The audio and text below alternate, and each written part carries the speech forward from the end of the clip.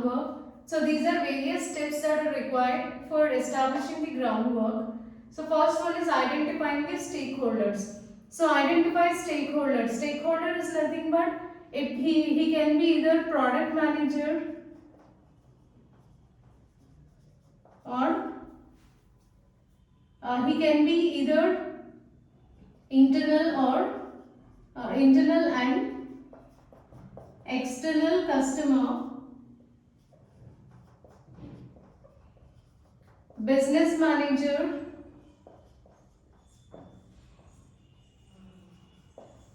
marketing people,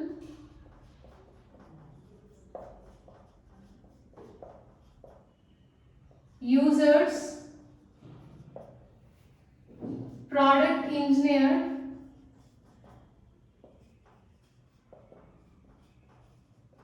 software engineer.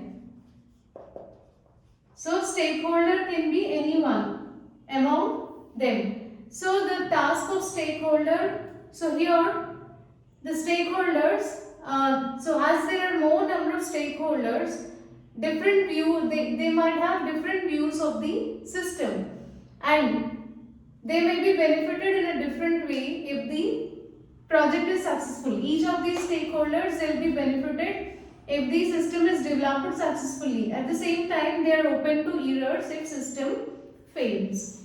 Second one is recognizing multiple viewpoints. So here, as there are more number of stakeholders, requirements will be explored from different viewpoints. So here, as there are more number of stakeholders, requirements should be viewed from different viewpoints. And also here some as information from multiple viewpoints is collected, so some requirements may conflict with each other. So there might be inconsistencies or conflicts between the requirements as information is gathered from multiple viewpoints. And also here you should categorize these stakeholder information. So categorize these stakeholder information in such a way that decision maker will, so categorize them in such a way that decision maker will select set of consistent requirements. So in that way you need to categorize the requirements or information gathered from stakeholder.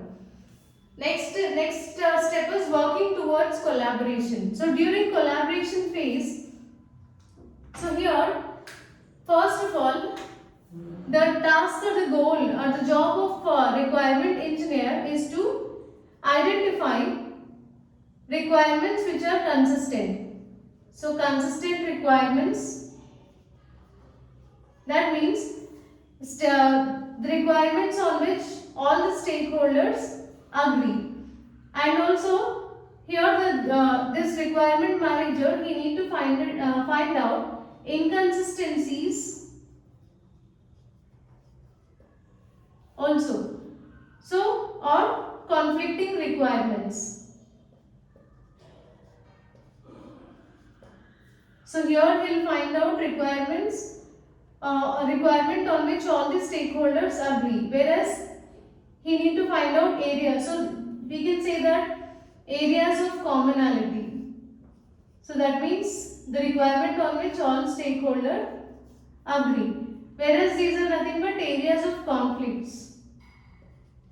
Areas of conflicts or inconsistencies. So here the requirement from one stakeholder, it may conflict with requirements of other stakeholder.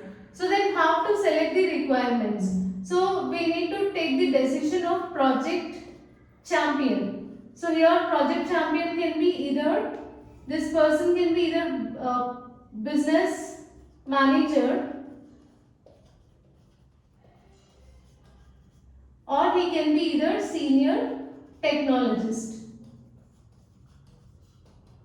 So we need to take decision from these two these persons. So they'll decide which requirements should be removed as they are creating inconsistency. And the fourth one is asking the first questions. So here you need to ask set of questions. These are the first set of questions, next set of questions, final set of questions. So the first set of questions, it enables you to gain better understanding. So these set of questions are asked for customers and stakeholders in order to identify their needs as well as in order to find out benefits out of it. So by going through these questions, here the software engineer can find out what exactly the customer or stakeholder are looking for, and also the benefits obtained after developing the system. So the first question is, who is behind the request for this work? So that means who is requesting this system. So whether anyone can request for a system, right? It can be customer or it can be stakeholder, anyone. So first of all, you need to find out who wants the system, and after that, what will be the economic benefit of the successful solution. So say suppose if the system is developed successfully, then in that case what will be the economic benefit? So what are the benefits that these people are going to get from this successful solution? And second set of questions, it mainly focus on, so they help us to gain better understanding,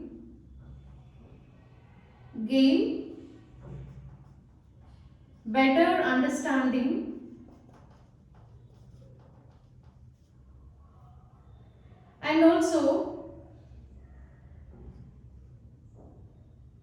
allow customers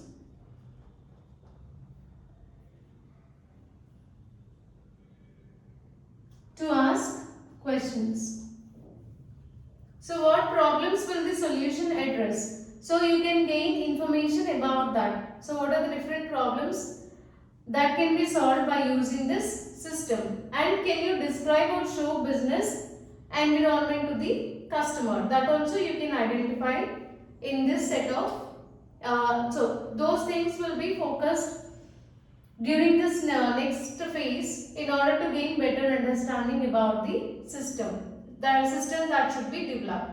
And the final set of questions, they know the customer. So it mainly focus on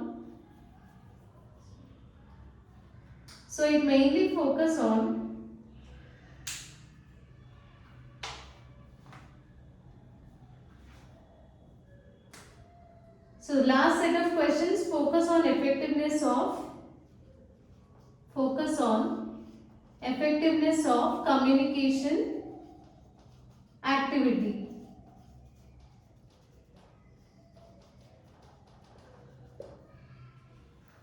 So questions are my questions relevant to the problem that you have? So whether the questions that are asked by the developer, whether they are relevant to the problem or not.